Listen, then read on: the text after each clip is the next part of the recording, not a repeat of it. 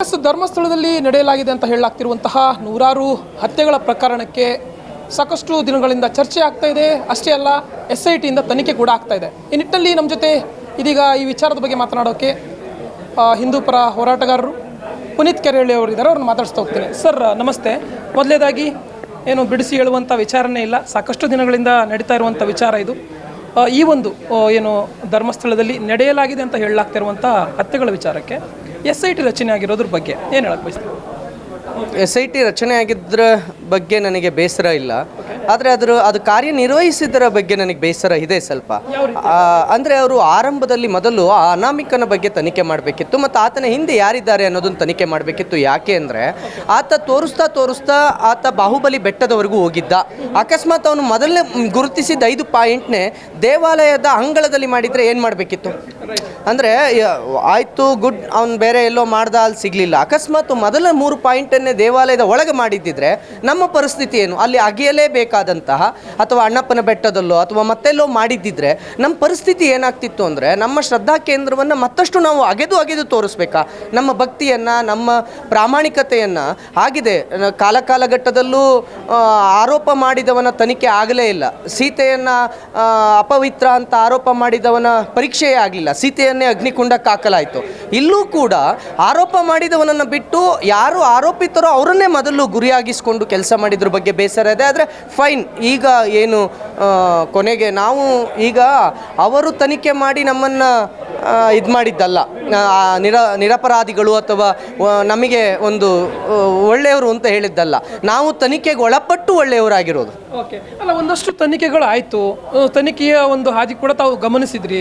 So ಇಲ್ಲಿ ತನಿಖೆಯಲ್ಲಿ ಏನಾದರೂ ತಮಗೆ ಹೆಚ್ಚು ಕಡಿಮೆ ಆಯಿತು ಅಂತ ಅನಿಸುತ್ತಾ, ಅಥವಾ ತನಿಖೆಯ ಬಗ್ಗೆ ಒಟ್ಟಾರೆಯಾಗಿ SIT ಏನು ನಿಯೋಜನೆ ಮಾಡಿದಂಥ ರಾಜ್ಯ ಸರ್ಕಾರ ಈ SIT ಈಗ ಮಾಡಿರುವಂತಹ ಒಂದಷ್ಟು ತನಿಖೆ ವಿಚಾರಕ್ಕೆ ಏನು ಅನ್ಸುತ್ತೆ ನಮಗೆ? ನಾನು ಹೇಳೋದು ಕೇವಲ ಒನ್ ಸೈಡೆಡ್ ಆಗಬಾರ್ದು. ಈಗ ಅದೇ ತನಿಖೆ ಈಗ ಹೇಗೆ ನೀವು ಡಿಗ್ ಮಾಡಿ ತೆಗ್ದಿದ್ದೀರೋ, ನಾನು ದತ್ತಪೀಠದಲ್ಲಿರ್ತಕ್ಕಂತಹ ಇವನ್ನು ಕೂಡ ಡಿಗ್ ಮಾಡಿ ಅಂತಲೇ ಹೇಳ್ತಾ ಇದ್ದೀನಿ. ಅದನ್ನು ನೀವು ತೆಗೀರಿ. ಅಲ್ಲಿ ನಮ್ಮ ಹಿಂದೂ ಸಂಘಟನೆಗಳ ವಾದ ಇದೆ, ಅಲ್ಲಿ ಯಾವುದೇ ರೀತಿಯ ಅಸ್ಥಿಪಂಜರ ಇಲ್ಲ ಅಂತ.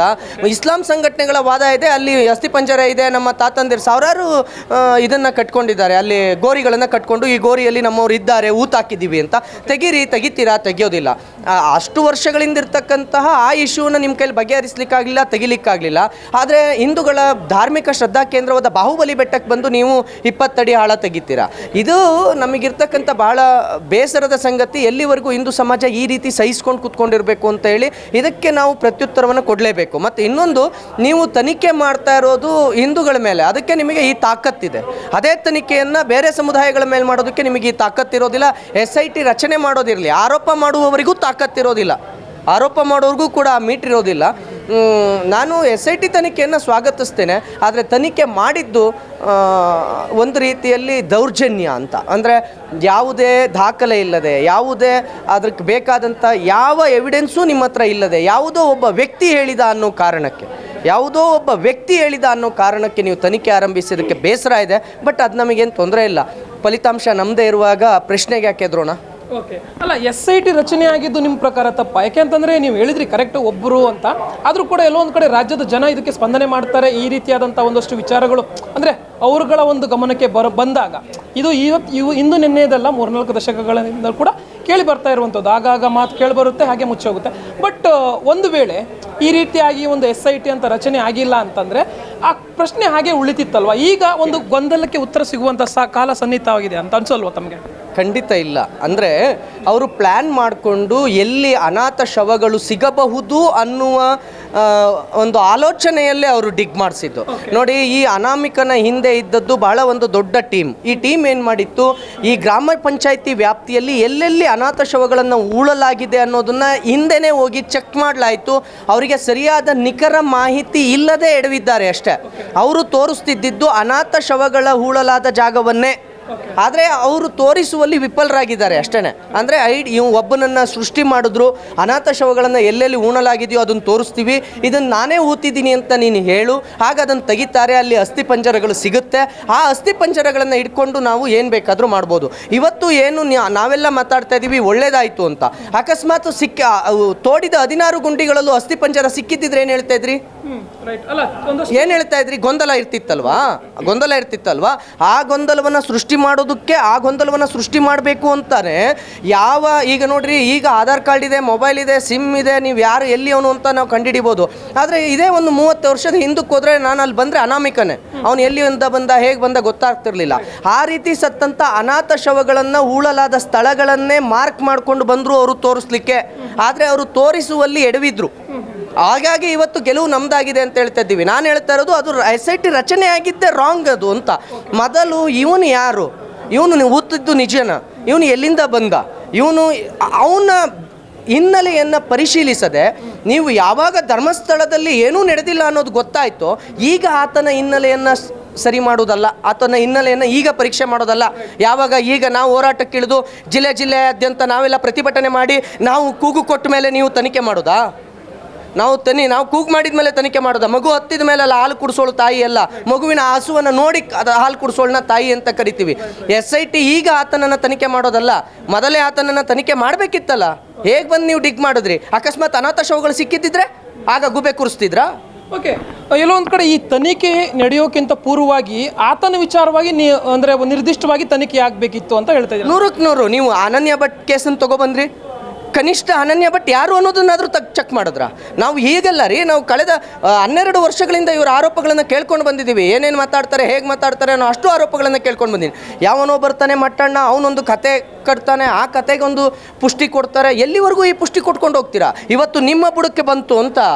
ಇವತ್ತು ಕಾಂಗ್ರೆಸ್ ಯಾಕೆ ನಿಲುವನ್ನು ತೆಗೆದುಕೊಳ್ತಿದೆ ಅಂತ ಅಂದರೆ, ನೆಕ್ಸ್ಟ್ ಎಲೆಕ್ಷನ್ನಲ್ಲಿ ನನಗೆ ಮತದ ಪ್ರಾಬ್ಲಮ್ ಆಗುತ್ತೆ ಅನ್ನೋ ಕಾರಣಕ್ಕೆ ಇದನ್ನು ತಲುಪ್ತಿದೆಯೇ ಹೊರತು, ಇಲ್ಲಿ ಕಾಂಗ್ರೆಸ್ ಧರ್ಮಸ್ಥಳದ ವಿಚಾರದಲ್ಲೋ ಮತ್ಯಾವುದೋ ವಿಚಾರದಲ್ಲೋ ನಾವು ಭಕ್ತರು ಅನ್ನೋ ಕಾರಣಕ್ಕಲ್ವೇ ಅಲ್ಲ. ಇವತ್ತು ಅವರಿಗೆ ದೇಶದ ರಾಜ್ಯದ ಜನ ನನಗೆ ಇದಕ್ಕೆ ರಿವರ್ಸ್ ಆಗ್ತಾರೆ. ಯಾವಾಗ ಗುಂಡಿಲೇನೂ ಸಿಗಲಿಲ್ಲಲ್ಲ, ಯಾವಾಗ ಅದು ಸುಳ್ಳು ಅಂತ ಗೊತ್ತಾಯ್ತಲ್ಲ, ಈಗ ನಾವು ಧರ್ಮಸ್ಥಳದ ಪರ ಇದ್ದೀವಿ. ನಿಮ್ಗೆ ಅನಿಸುತ್ತಾ ಸ್ವಂತ ಲಾಭಕ್ಕಾಗಿ ಏನೋ ಒಂದು ರಾಜಕೀಯ ಉದ್ದೇಶದಿಂದ ಏನೋ ಕಾಂಗ್ರೆಸ್ ಈ ಒಂದು SITಗೆ ತನಿಖೆಗೆ ಆದೇಶ ನೀಡುತ್ತಂತ ಅನ್ಸುತ್ತಾ? ಹಾಗೆ ಅನ್ನಿಸ್ತಾ ಇಲ್ಲ.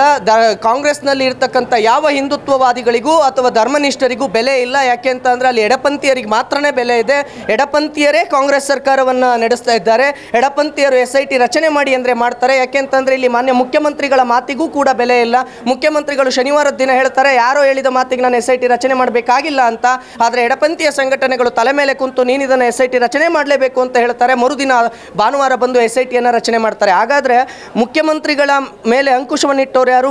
ಮುಖ್ಯಮಂತ್ರಿಗಳನ್ನೂ ಕೂಡ SIT ರಚನೆಯಂತೆ ಮಾಡುವಂಥವ್ರು ಯಾರು? ಇದೇ ಕಾರಣಕ್ಕೆ ನಾವು ಹೇಳ್ತಾ ಇದ್ದೀವಿ, ಕಾಂಗ್ರೆಸ್ನಲ್ಲಿ ನಾವು ಯಾಕೆ ಹೇಳ್ತಾ ಇದ್ದೀವಿ ಅಂದರೆ, ಕಾಂಗ್ರೆಸ್ನಲ್ಲಿ ಹಿಂದುತ್ವವನ್ನು ಪ್ರತಿಪಾದಿಸುವಂಥ ಅಥವಾ ಕಾಂಗ್ರೆಸ್ನಲ್ಲಿರುವ ಯಾವ MLA ನಾನು ಹಿಂದೂ ಅಂತ ಹೇಳ್ಕೊಂಡ್ರೆ ಅವನಿಗೆ ಅಲ್ಲಿ ಬೆಲೆ ಸಿಗೋದಿಲ್ಲ.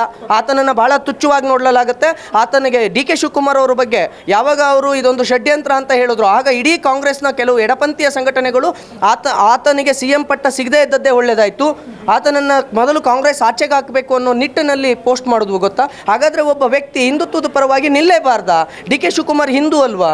DK ಶಿವಕುಮಾರ್ ಆ ಮಾತನ್ನ ಹೇಳಿದ್ರು ಅನ್ನೋ ಕಾರಣಕ್ಕೆ ಅವ್ರ ವಿರುದ್ಧ ಅದೇ ಮಾತನ್ನು ಹೇಳ್ತಾ ಇದ್ದಾರೆ. ನಾವು ಕೂಡ ಹಿಂದೂ, BJPಗರು ಈ ಒಂದು ಹಿಂದುತ್ವ ಅನ್ನುವುದನ್ನು ಸ್ವಂತ ಲಾಭಕ್ಕೆ, ರಾಜಕೀಯ ಲಾಭಕ್ಕಾಗಿ ಬಳಸ್ತಾ ಇದ್ದಾರೆ. ಆ ನಿಟ್ಟಿನಲ್ಲೇ ಈಗಾಗಲೇ ರ್ಯಾಲಿ ಮಾಡಿದ್ದು ಅಂತ ಅವ್ರು ಹೇಳ್ತಾ ಇದ್ದಾರೆ. BJP ಹೇಳಿತ್ತ SIT ರಚನೆ ಮಾಡೋಕ್ಕೆ? ನೀವು ಪೂರ್ವಾಪರ ಯೋಚನೆ ಮಾಡಿದೆ SIT ಯಾಕೆ ರಚನೆ ಮಾಡಿದ್ರಿ? ಇವತ್ತು ನಿಮಗೆ ಅಲ್ಲಿ ಗುಂಡಿಗಳಲ್ಲಿ ಸಿಗಲಿಲ್ಲ ಏನೂ, ಅದಕ್ಕೆ ನಾವು ಧರ್ಮಸ್ಥಳದ ಪರ.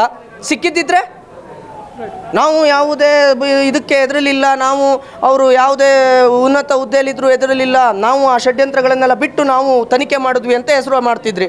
ಇವಾಗ ಅಲ್ಲೇನೂ ಸಿಗಲಿಲ್ಲ, ಅದಕ್ಕೆ ನಾವು ಭಕ್ತರು, ನಾವು ಹಿಂದೂಗಳು ಅಂತ ಹೇಳ್ತಾ ಇದ್ದೀರಿ. ಎಡಪಂಥೀಯರ ಆಟಕ್ಕೆ ಕುಣಿದವರು ನೀವು, ಎಡಪಂಥೀಯರು ಹೇಳಿದ ನಾಟಕವನ್ನು ಮಾಡಿದವರು ನೀವು, ಎಡಪಂಥೀಯರು ಎಡಪರ ಸಂಘಟನೆಗಳು ಹೇಳಿದಂತೆ ಕೇಳಿದವರು ನೀವು. ಒಪ್ಪಿಕೊಳ್ಳಿ, ಯಾವ ಕಾರಣಕ್ಕೆ ನೀವು ತನಿಖೆ ಆರಂಭ ಮಾಡಿದ್ರಿ ಒಪ್ಕೊಳ್ಳಿ, ಅದನ್ನು ನಮಗೆ ಗ್ಯಾರಂಟಿ ಕೊಡಿ. ಸರ್, ಇನ್ನು ಈ ಅನಾಮಿಕನ ಬಗ್ಗೆ ಏನು ಹೇಳಕ್ಕೆ ಬಯಸ್ತಾರೆ? ಯಾಕೆಂತಂದರೆ ಈ ಪ್ರಶ್ನೆಗಳು ನಿಮ್ಮಲ್ಲಿ ಇದ್ದಿರಬಹುದು, ಬಟ್ ಎಲ್ಲ ಅಂದರೆ ಜನಸಾಮಾನ್ಯರ ಮಟ್ಟಿಗಿರಬಹುದು, ಸರ್ಕಾರದ ಮಟ್ಟಿಗೆ ಈ ಪ್ರಶ್ನೆ ಇದ್ದಿಲ್ಲ ಮೊದಲು. ಈಗ ಒಂದಷ್ಟು ಏನು ಕುರುಹುಗಳು ಸಿಕ್ಕಿಲ್ಲ, ಪ್ರೂಫ್ ಸಿಕ್ಕಿಲ್ಲ ಅನ್ನೋ ಕಾರಣಕ್ಕೆ ಅನಾಮಿಕನ ಮೇಲೆ ಏನೋ ಸಾಮಾನ್ಯ ಜನರು ಕೂಡ ಒಂದಷ್ಟು ಪ್ರಶ್ನೆಯನ್ನು ಎತ್ತಿರುವಂಥದ್ದು. ಸೊ ಏನು ಹೇಳಕ್ಕೆ ಅನಾಮಿಕ ಅನ್ನೋದನ್ನು ಅನಾಮಿಕನನ್ನಾಗೆ ಇಟ್ಟುಕೊಂಡ್ರೆ ಸರ್ಕಾರದ ವಿರುದ್ಧ ಬೃಹತ್ ಪ್ರತಿಭಟನೆಯನ್ನು ಮಾಡಬೇಕಾಗತ್ತೆ. ಅನಾಮಿಕ ಯಾರು ಅನ್ನೋದನ್ನು ಹೇಳಬೇಕು, ಅನಾಮಿಕ ಎಲ್ಲಿಂದ ಬಂದ ಅನ್ನೋದನ್ನು ಹೇಳಬೇಕು, ಅನಾಮಿಕನ ಹಿಂದೆ ಯಾರಿದ್ದಾರೆ ಅಂತ ಹೇಳಬೇಕು. ಅವನು ಅನಾಮಿಕ ಅಲ್ಲವೇ ಅಲ್ಲ, ಅವನಿಗೊಂದು ನಾಮ ಇದೆ. ಅವನು ಯಾರು, ಎಲ್ಲಿಂದ ಬಂದ ಅನ್ನೋ ಷಡ್ಯಂತ್ರವನ್ನು ನಿಜವಾಗ್ಲೂ ನೀವು ಧರ್ಮಸ್ಥಳದ ಪರ ಇದ್ದರೆ ಆಚೆಗಾಕಿ. ಓಕೆ, ಈಗ ಒಟ್ಟಾರೆಯಾಗಿ ಇಷ್ಟೆಲ್ಲ ಒಂದು ಬೆಳವಣಿಗೆ ನಡೆದ ಬಳಿಕ ಸರ್ಕಾರಕ್ಕೆ ಈ ಹಂತದಲ್ಲಿ ಏನು ಹೇಳಕ್ಕೆ ಬಯಸ್ತೀರ? ಸರ್ಕಾರಕ್ಕೆ ಈಗಲಾದರೂ ಎಡಪಂಥೀಯರ ಗಾಳಕ್ಕೆ ಇಲ್ಲದಂತೆ ಸ್ವತಂತ್ರವಾಗಿ ಸರ್ಕಾರ ರಚನೆ ಮಾಡಿ ಸ್ವತಂತ್ರವಾಗಿ ಸರ್ಕಾರವನ್ನು ನೀವು ನಡೆಸಿ ಅಂತ ಸಿದ್ದರಾಮಯ್ಯನವ್ರಿಗೆ ಹೇಳ್ತೀನಿ. ಎಡಪಂಥೀಯರ ಅಂಕುಶಕ್ಕೆ ಬಲಿಯಾಗಬೇಡಿ ಅಂತ ಹೇಳ್ತೇನೆ.